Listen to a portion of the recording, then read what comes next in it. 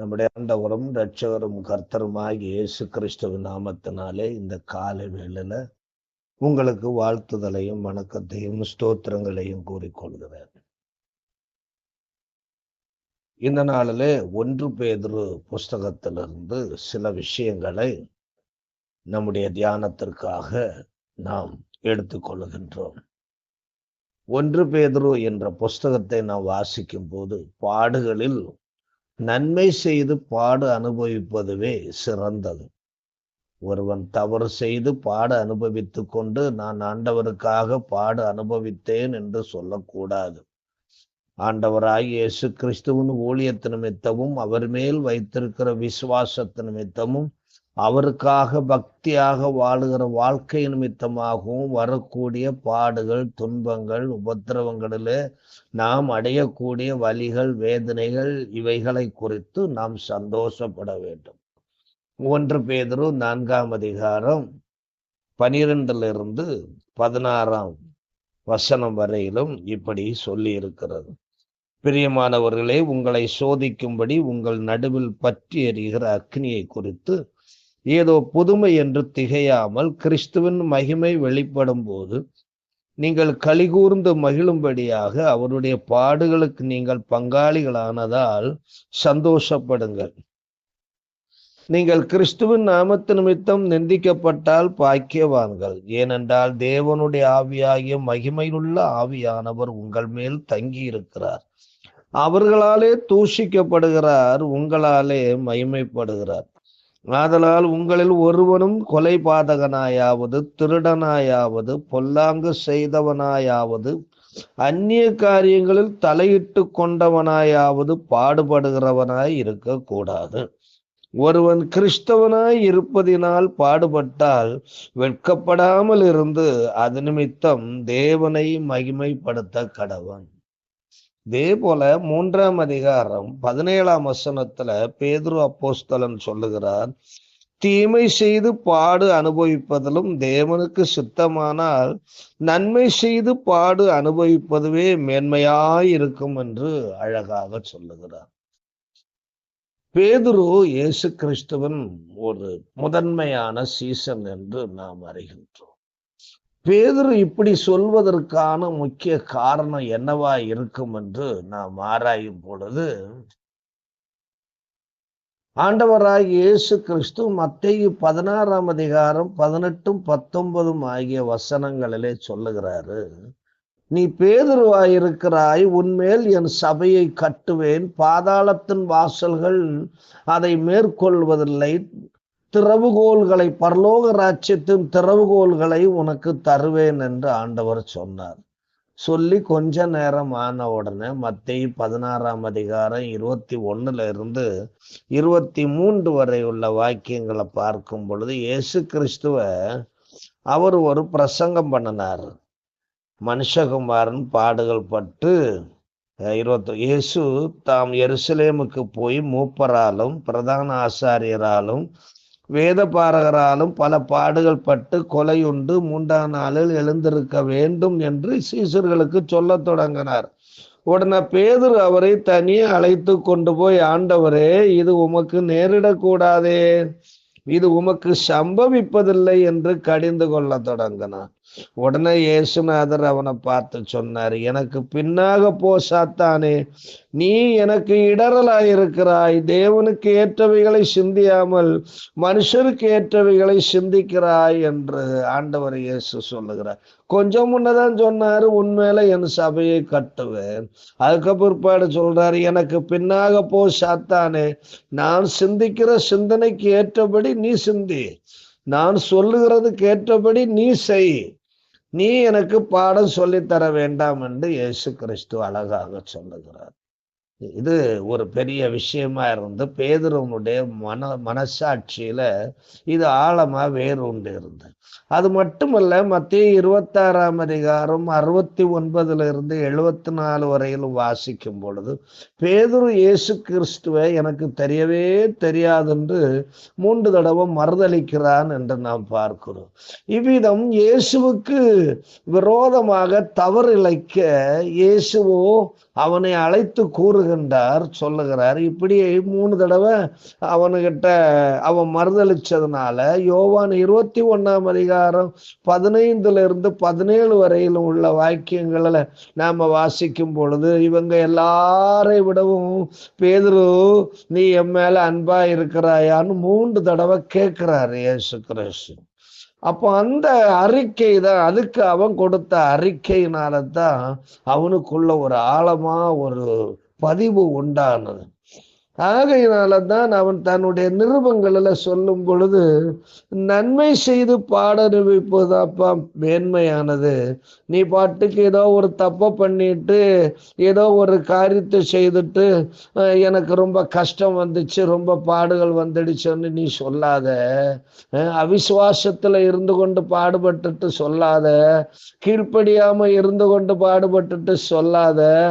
பரிசுத்தமா வாழ்வதற்கு பதிலாக அசுத்தமா வாழ்ந்துட்டு நான் பாடுபட்டேன்னு நீ சொல்லாத. ஆண்டவருக்காக நன்மை செய்து நீ பாடுபட்டேன்னா அது தேவனுக்கு ரொம்ப பிரியமா இருக்கும்னு சொல்றாரு இந்த பேதுரு புஸ்தகத்துல நிறைய வாக்கியங்கள், ரொம்ப முக்கியமான வார்த்தைகள் இருக்கிறது. அதை நாம ஒன்னொன்னா பார்க்க போறோம். 1 பேதுரு 1 14 16 வரையிலும் அவர் சொல்லும் பொழுது, பரலோகத்தில் இருக்கிற தேவன் பரிசுத்தராய் இருக்கிறார். அவர் உங்களை பரிசுத்தவான்களாகும்படி அழைத்திருக்கிறார். ஆகையினால் நீங்கள் எல்லாவற்றிலும், எந்த சூழ்நிலையிலும், பேச்சிலும், செயலிலும், எல்லாவற்றும் நீங்கள் பரிசுத்தராய் இருக்க வேண்டும் என்று சொல்லுகிறார். அது மட்டுமல்ல, 1 பேதுரு 1 பேதுரு சொல்லுகிறாரு, நீங்கள் ஊக்கமான அன்பு காண்பிக்கிறவர்களா இருக்க வேண்டும். அரைகுறை அன்பல்ல, முழு இருதயத்தோடும் முழு ஆத்மாவோடும் நீ அன்பு செலுத்துகிறவனாய் இருக்க வேண்டும் சொல்றாரு. நீங்கள் மாயமற்ற சகோதர சிநேகம் உள்ளவர்களாகும்படி ஆவியினாலே சத்தியத்திற்கு கீழ்ப்படிந்து உங்கள் ஆத்துமாக்களை சுத்தமாக்கி கொண்டவர்களாய் இருக்கிறபடியினாலே இருதயத்தோடே ஒருவர் ஊக்கமாய் அன்பு கூறுங்க. மாய்மாலமான அன்புல உண்மையான அன்பு செலுத்துங்க என்று பேதுரு சொல்லுங்க. ஏன்னா ஒரு மூத்த ஊழியக்காரர், இயேசு கிறிஸ்துவனுடைய சீஷர்களிலே மிகவும் முக்கியமானவர், ஏறக்குறைய கிபி 68 வரையிலும் வாழ்ந்தவர். ஆண்டவராகி இயேசு கிறிஸ்துவை போல தன்னையும் சிலுவையில் அறைக்கு ஒப்பு கொடுத்தாரு. ஆனாலும் இயேசு கிறிஸ்து சிலுவையில் அறையப்பட்டது போல நானும் அறையப்பட்டு எனக்கு அந்த பேரு புகழும் வரக்கூடாது. என்னை தலைகீழாக சிலுவையில் அறைந்து கொள்ளுங்க. ஏன்னா இந்த தலை இயேசு கிறிஸ்துவுக்கு பல நேரங்களில் தவறு இழைத்தது. ஆகையினால என்னை தலைகீழாக சிலுவையில் அறையுங்கள் என்று சொன்னாங்க. அப்படி அவர் இரத்த சாட்சியாய் மரித்த ஒரு தேவ மனிதன், ஒரு மூத்த ஊழியக்காரர், இயேசுவனுடைய முதன்மை சீஷர், இயேசு கிறிஸ்துவுக்கு மிகவும், இயேசு கிறிஸ்து அவனை நேசித்த ஒரு ஊழியக்காரன் சொல்லுகிறார், ஊக்கமான அன்பு, சுத்த இருதயத்துல அன்பு காண்பிங்கிறார். அது மட்டுமல்ல, 1 பேதுரு 2 வரையிலும் சொல்றாரு, திருவசனமாகிய களங்கமில்லாத ஞானப்பாலாகிய ஆண்டவருடைய வசனத்தின் மேல வாஞ்சையாயிருங்க. அதுக்கு எப்படி அவர் சொல்றாரு பாருங்க. 2 கர்த்தர் இப்படி இருக்க, கர்த்தர் தயை உள்ளவர் என்பதை நீங்கள் ருசி பார்த்தது உண்மையானா, உங்களுக்குள்ள இருக்கிற துர்க்குணத்தையும் கபடத்தையும் வஞ்சகத்தையும் பொறாமைகளையும் புறங்கூறுதலையும் எல்லாம் நீங்கள் ஒழித்து விட்டு நீங்கள் வளருவதற்கேற்றபடி புதிதாய் பிறந்த குழந்தைகளைப் போல திருவசனமாகிய களங்கமில்லாத ஞானப்பாலின் மேல வாஞ்சியாயிருங்கள் என்று சொல்லுகிறார். அது மட்டுமல்ல, 1 பேதுரு 2 ஆண்டவருடைய புண்ணியங்களை, அவர் சிலுவையிலே நமக்காய் பட்ட பாடுகளாகிய அந்த இரட்சண்ய கிரியைகளை, அந்த புண்ணியங்களை, நற்பணிகளை நாம் பிரசங்கிக்கிறவர்களாய் இருப்பதற்காகத்தான் ஆண்டவர் நம்மை தெரிந்து கொண்டிருக்கிறாரு.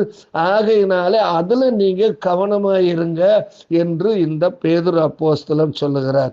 நீங்களோ உங்களை அந்தகாரத்தினின்று தம்முடைய ஆச்சரியமான ஒளியினிடத்திற்கு வரவழைத்தவருடைய புண்ணியங்களை அறிவிக்கும்படிக்கு தெரிந்து கொள்ளப்பட்ட சந்ததியாயும் ராஜரீகமான ஆசாரிய கூட்டமாயும் பரிசுத்த ஜாதியாயும் அவருக்கு சொந்த ஜனமாகவும் நீங்க தெரிந்து கொள்ளப்பட்டிருக்கிறீங்க. ஆகையினாலே அவருடைய புண்ணியங்களை அறிவிக்கிறதுக்கு எப்பவும் ஆசையாயிருங்க, விருப்பமா இருங்க, நேரத்தை அதற்குன்னு உருவாக்கி கொடுங்கன்னு பேதுரு சொல்லுகிறார். அது மட்டுமல்ல, 3ஆம் அதிகாரம் 9ஆம் வசனத்துல பேதுரு என்ன சொல்லுகிறாருன்னா, தீமைக்கு தீமை செய்யாதீங்க. தீமை ஒருத்தங்க செய்தாங்கன்னா நீங்க பழிக்கு பழி போகாதீங்க. நீங்க ஆசீர்வாதத்தை சுதந்திரிக்கிற மக்கள் இல்லையா? ஆகையினால நீங்க அப்படியெல்லாம் செய்யக்கூடாது. நீங்க ஆசீர்வதிக்கிறதே அன்றி வேற எந்த காரியமும் செய்யக்கூடாதுன்னு சொல்றார். 3ஆம் அதிகாரம் 9ஆம் வசனத்துல பாருங்க, சகோதர சிநேகம் உள்ளவர்களும் மன உருக்கம் உள்ளவர்களும் இணக்கம் உள்ளவர்களுமாயிருந்து தீமைக்கு தீமையையும் உதாசனத்துக்கு உதாசனத்தையும் சரி கட்டாமல் அதற்கு பதிலாக நீங்கள் ஆசீர்வாதத்தை சுதந்திரித்துக் கொள்ளும்படி அழைக்கப்பட்டிருக்கிறவர்கள் என்று அறிந்து ஆசீர்வதிங்க என்று சொல்றார். ஒருத்தருக்கு ஒருத்தர் ஆசீர்வதிக்கிற நல்ல பண்பு, அது தெய்வீக பண்பு அல்லவா? அது மட்டுமல்ல, 4ஆம் அதிகாரம் 7ஆம் வசனத்துல சொல்லுகிறார், ஜெபம் பண்ணுவதற்கு ரொம்ப ஜாக்கிரதையா இருங்க, அஜாக்கிரதையா இருக்காதீங்க, எச்சரிக்கையா இருங்க, கவனமா இருங்க, விழிப்பா இருங்க, ஆர்வமா இருங்க என்று சொல்லுகிறார். ஏன்னா 4ஆம் அதிகாரம் 7ஆம் வசனத்துல எல்லாவற்றுக்கும் முடிவு சமீபமாயிற்று, ஆகையால் தெளிந்த புத்தி உள்ளவர்களாயிருந்து நல்ல விவேகமான மனநிலையில இருந்து ஜெபம் பண்ணுவதற்கும் கர்த்தரை ஆராதிப்பதற்கும் தேவனை தொழுது கொள்வதற்கும் தடைகளை ஏற்படுத்தாதீங்க. தீவிரமாயிருங்க, ஜாக்கிரதையாயிருங்க என்று சொல்லுகிறார். அது மட்டுமல்ல, 5ஆம் அதிகாரம் 6ஆம் வசனத்துல சொல்றாரு, நீ எவ்வளவு பெரிய ஆளாயிரு, அது பற்றி பிரச்சனை இல்லை, ஆனா ஆண்டவருடைய கைக்குள்ள நீ அடங்கி இருந்துக்கோ என்று சொல்லுகிறார். பாருங்க, 5ஆம் அதிகாரம் 6ஆம் வசனத்துல சொல்றாரு, ஆண்டவர் உங்களை ஏற்ற காலத்திலே உயர்த்த வேண்டும் என்று நீங்கள் எதிர்பார்த்தீங்கன்னா அவருடைய பலத்த வலதுகரமாகிய, அவ்வளவு ஓங்கிய புயம் கொண்ட வலதுகரமாகிய அவருடைய கைக்குள்ள நீங்க அடங்கி இருங்க. உங்க குணங்களை எல்லாம் மூட்டை கட்டிட்டு, உங்களுடைய எல்லா விதமான முயற்சிகளை மூட்டை கட்டிட்டு, அவர் உங்களுக்கு சொல்லுகிற பிரகாரம் நீங்க செய்து வெற்றி அடைவதற்காக அவருடைய கைக்குள்ள நீங்க அடங்கி வாழுங்க என்று சொல்லுகிறார். தொடர்ந்து பாத்தீங்க, அடுத்த 7ஆம் வசனத்துல சொல்றாரு, அவர் உங்களை விசாரிக்கிறவராகையினால நீ கவலைப்பட்டு உன் சரீரத்துல பாதி பாதியா கொஞ்சம் கொஞ்சமா அழிச்சு கொண்டு இருக்கிறதெல்லாம் விட்டு உன் பாரங்களை, உன் கவலைகளை, உன் வருத்தங்களை, உன் வேதனைகளை, உன்னுடைய நெருடல்களை, நெருக்கங்களை எல்லாவற்றையும் ஆண்டவர் மேல வையுங்க. கர்த்தராகிய இயேசு கிறிஸ்து ஏற்கனவே சிலுவையை சுமந்து பழக்கப்பட்டவர். அவர் சிலுவையை சுமந்து பாவத்தை எல்லாம் சுமந்து கொண்டு போய் அதை கொண்டு முடிச்சு பண்ணினவர். உனக்கு அந்த பழக்கம் எல்லாம் இல்லை. ஆகையினால உன்னுடைய பாரங்களை எல்லாம் அவர்கிட்ட கொடுத்துரு, அவர் அதெல்லாம் க்ளோஸ் பண்ணிடுவாரு, அந்த சாப்டரையே க்ளோஸ் பண்ணி உனக்கு விடுதலை தருவாரு என்று சொல்லுகிறார். அது மட்டுமல்ல, தொடர்ந்து 9ஆம் வசனத்துல சொல்றாரு, நீங்க விசுவாசத்துல கொஞ்சம் உறுதியா இருங்கப்பா, கொஞ்சம் தெளிந்த புத்தி உள்ளவர்களா இருங்கப்பா. நீங்க பிசாசுக்கு எதிர்த்து நில்லுங்க. ஏன் அப்படி சொல்றீங்க? மேல சொல்றாரு, அதாவது உங்கள் கீழே சொல்றாரு, உங்கள் எதிராளி ஆகிய பிசாசானவன் கர்ச்சிக்கிற சிங்கம் போல எவனையோ விழுங்கலாம் என்று வகை தேடி சுத்தி திரிகிறதுனால நீங்கள் விசுவாசத்துல உறுதியா இருங்க, தெளிந்த புத்தி உள்ளவர்களா இருங்க, விழித்திருங்க. அப்படி இருந்து சாத்தானுக்கு எதிர்த்து நில்லுங்க. ஆயுதங்கள் இல்லாம நீங்க சாத்தானை எதிர்த்து ஜெயிக்க முடியாதுப்பா. இந்த ஆயுதங்கள் எல்லாம் நீ பயன்படுத்தணும். தெளிந்த புத்தி இருக்கணும், விழித்திருக்கணும், விசுவாசத்துல உறுதியா இருக்கணும். இல்லைங்களா? சர்வாயுத வர்க்கங்கள் எல்லாம் தரித்து கொள்ளணும். அப்படி கொண்டு நீ சாத்தானை எதிர்த்து நின்னா அவன் உங்களை விட்டு ஓடி போவான்.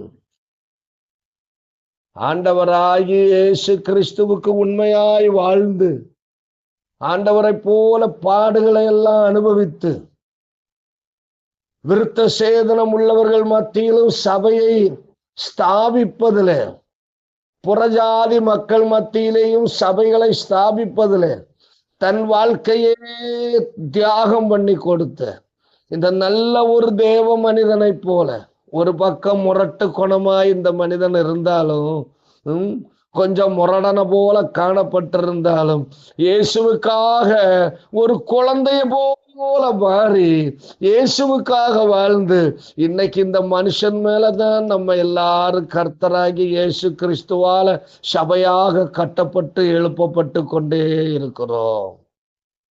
அன்பான தேவனுடைய பிள்ளைகளே, நம்முடைய வாழ்க்கையிலும் கூட நன்மை செய்து, அல்லது நீ உண்மையான ஒரு கிறிஸ்தவனாய் வாழ்வதனால உனக்கு பாடுகளும் துன்பங்களும் வந்தா கவலைப்படாத, சந்தோஷமா மகிழ்ச்சியா. இந்த பூமி வாழ்க்கை நமக்கு கிடைக்கல, பரலோக வாழ்க்கை நமக்கு கிடைக்கும். எங்கள் அன்பு நிறைந்த ஆண்டவரை, இந்த கால வேளையில உண்மை நாங்கள் நன்றியோடு ஸ்தோத்தரிக்கிறோம் ஆண்டவர்.